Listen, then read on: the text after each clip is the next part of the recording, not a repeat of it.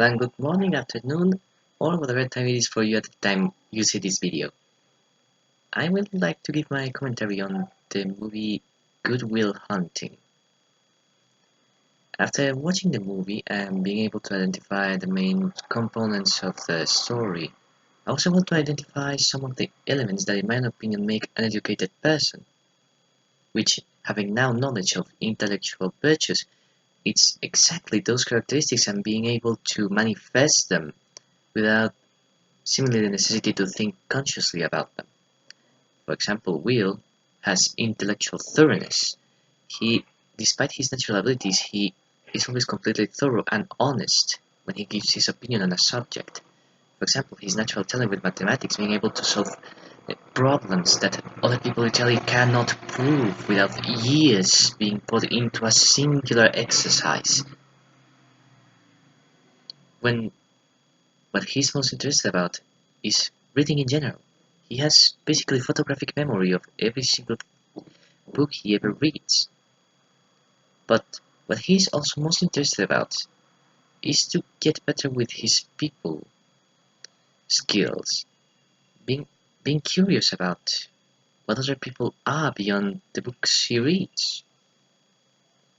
He made first this mistake when taking on his first, let's say, most productive psychological treatment, his first session with the philosophy professor of the faculty. I think intellectual virtues are but a part of what makes an intellectual person. They're important. They're always manifesting themselves to some degree. No matter how dumb you might be playing about a subject, you're always putting in your mind to it, no matter what you do. As long as you're aware, your mind is on it. So, in the movie, I believe that beyond this, what makes an intellectual person is character. How to acknowledge the gifts they have and the failings they have. To be able to acknowledge themselves as a whole and not putting one singular part of themselves in a pedestal. To heightening it above all others, like the mathematics professor did. I mean, he even cursed himself that he ever discovered Will's gift because he knows there is somebody out there who's just better than him, and that's how it is. He cannot sleep easy. He has lost that part of himself, his identity, being better at that than anyone else. He no longer has it, and that hurts.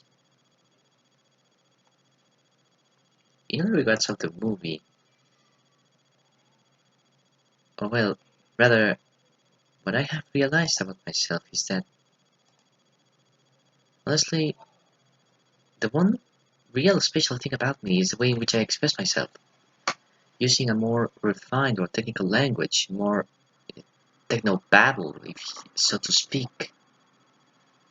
And I think it's due to my necessity to try to express myself in as accurate a manner as I can, in order to keep things simple, ironically speaking. Those who do not have the same level of vocabulary as I usually struggle trying to understand what I say. That is frustrating indeed. That makes it to show that sometimes I'm not really acknowledging who my audience is, who I am trying to communicate with. What do they know? What do they do not know? How do I reach to them? I think that you're saying that just communicating the same way in general might reduce the possibility of mistreatment to another.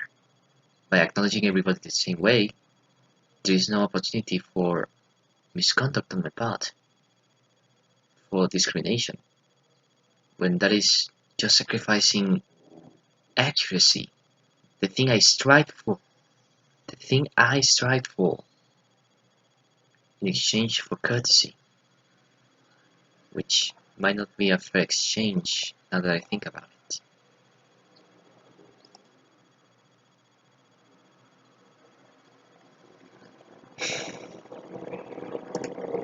Now, what things have affected me in this context?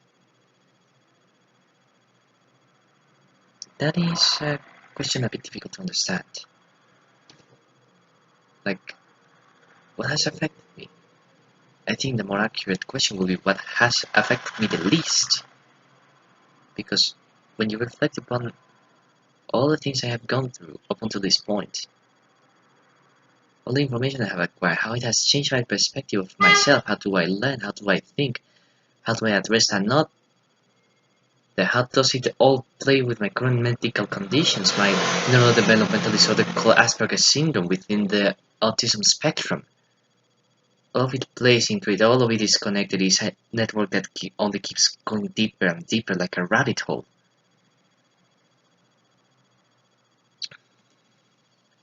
The, the experiences that have affected me the most are the epiphanies I have had through language acquisition classes and psychological development. They have shown me the mechanisms behind how we learn, why we learn, how do we learn, what fragments of our culture, what paper does culture play into all of it.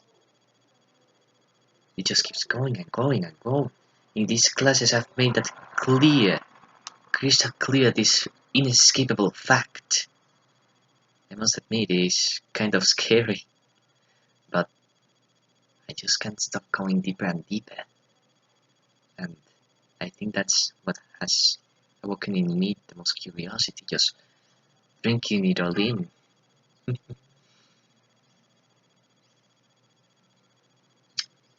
And I think I have realized about myself well, again, the way in which I communicate, and how I may be sacrificing one thing in exchange for another, which I have already talked about.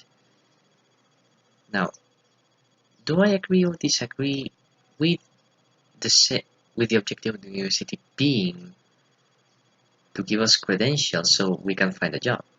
I find myself agreeing almost wholeheartedly.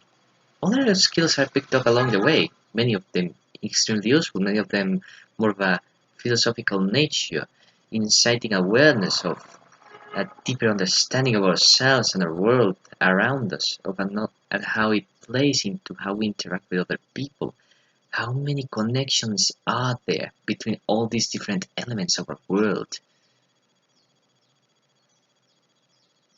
And to the fact that the university just gives us credentials so that we can find jobs that we find most enjoyable with what we have learned. It's just more than anything a byproduct. It might be the end goal, but it is just as the travel, as the Ithaca that we take, that we need to have for a travel to have meaning.